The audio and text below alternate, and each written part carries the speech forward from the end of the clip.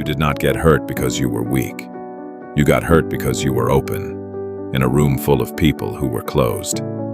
That is the part nobody tells you. You thought honesty would protect you. You thought being kind would make people gentle with you. You thought if you showed your heart clearly enough, no one would use it against you.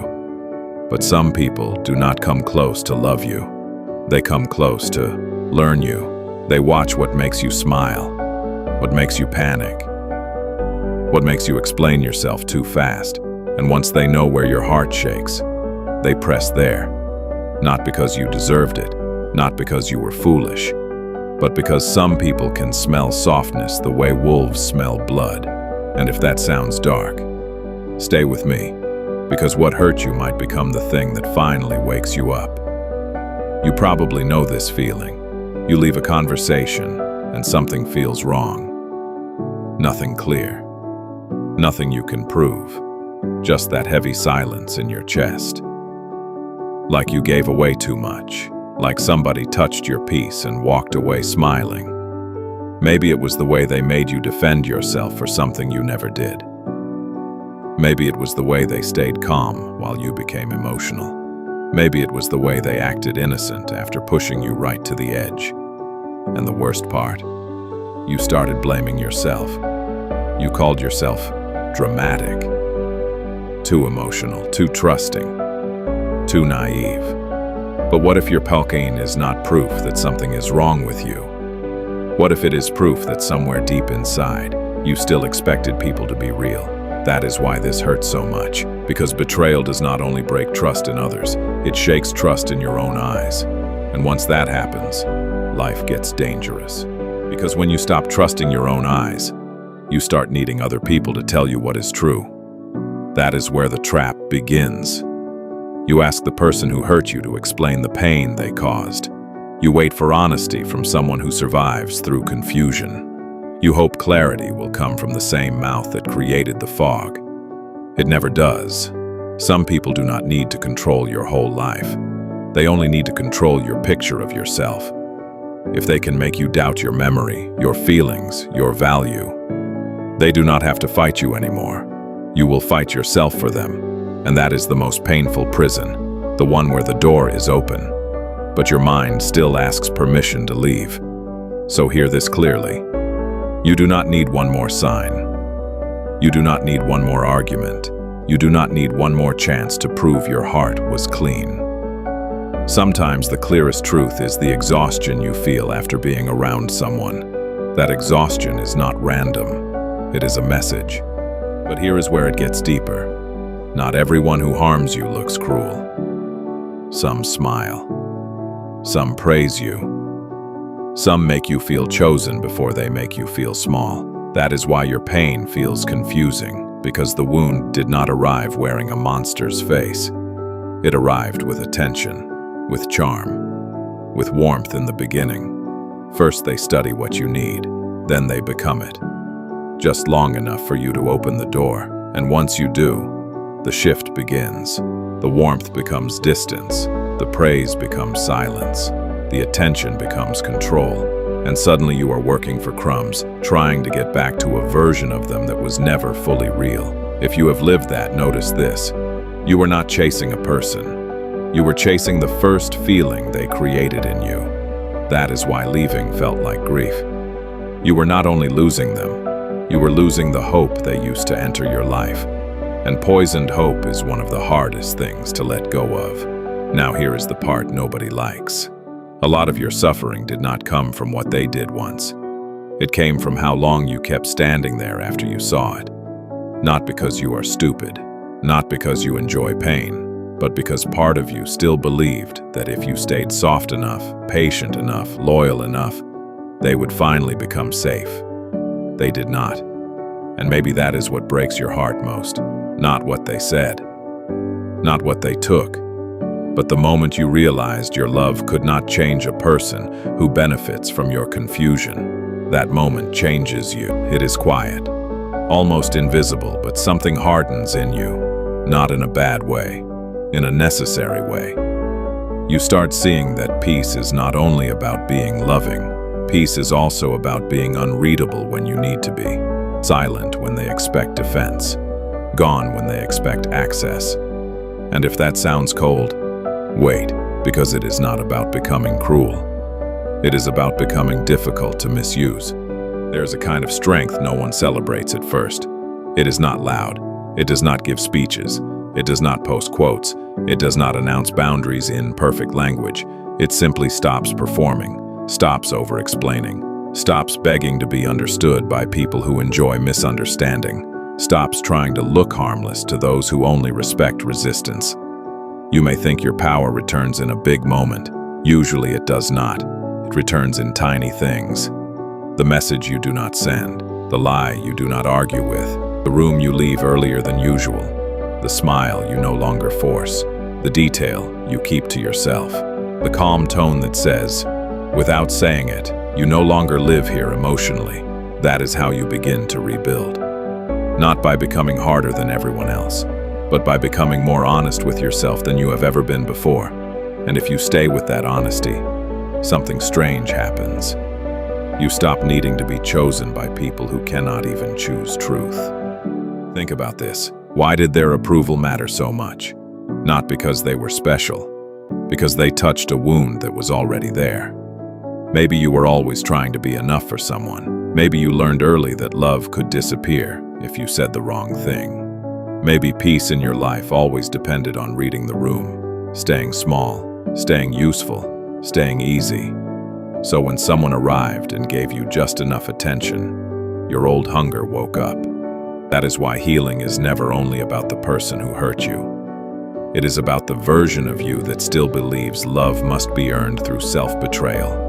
And that version of you deserves compassion, not shame, because you survived by adapting. You became observant, careful, helpful, emotionally smart. Those traits are not your weakness, but without boundaries they become doors. And not everyone who enters deserves the map to your inner world. So the real question is not, why did they do that to me? The deeper question is, why did I keep offering depth to people committed to staying shallow? There was a man who began losing the one thing his whole life depended on. Not money, not status. Sound, imagine that. To the world he was still standing, still working, still expected to create beauty. But inside, panic was growing. Silence was creeping in, and nobody could fully hear the fear eating him alive. For a while, he hid it, smiled through it, stayed in the room while his own world was slowly going dark. Then came the name, Beethoven. And maybe that is why this hits so hard, because your pain feels like that too. You are losing something invisible, trust, peace, your sense of safety. And people around you may not even notice, but just because they cannot hear what is breaking in you does not mean it is not real. And just because something painful is happening in silence does not mean you have to disappear with it. Here is where many people get it wrong. After being hurt, they decide to become numb, untouchable, suspicious of everyone, proud of how little they feel. That is not healing. That is fear in armor. Real healing is different. Real healing means you still have a heart, but now it has doors. It has timing. It has judgment. It has standards. It has silence. You do not need to stop being kind. You need to stop offering kindness without seeing character. You do not need to stop loving deeply. You need to stop loving people who treat your depth like a resource. And yes, that takes time. Because one of the hardest things in life is admitting that your tenderness was placed in the wrong hands. But once you admit it, you become dangerous in a beautiful way. Not dangerous because you destroy people.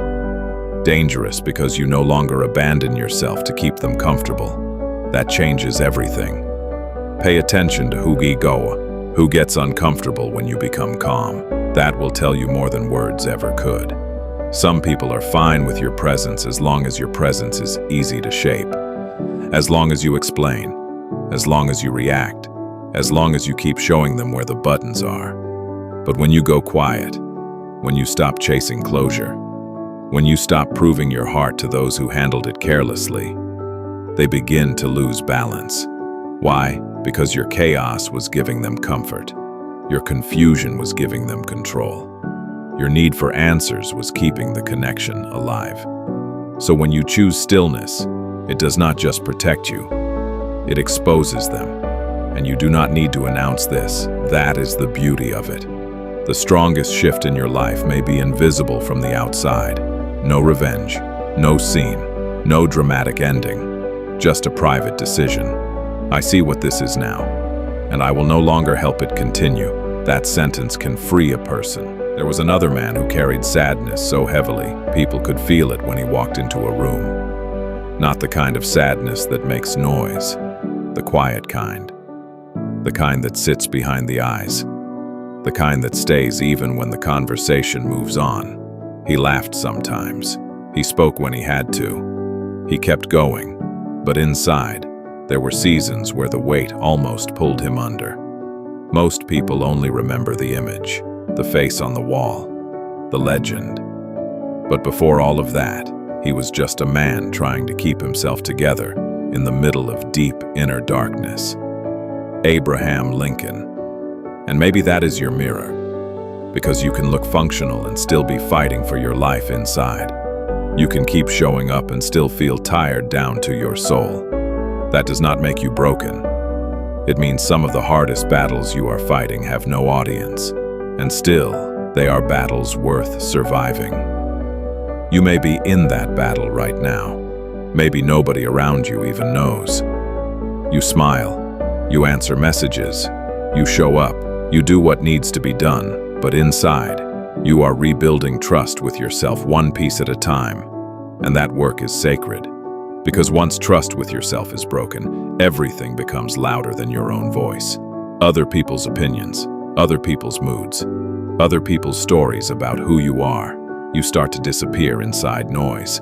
That is why this next part matters so much. You do not heal by winning against them. You heal by returning to yourself. By noticing what your body feels before your mind explains it away.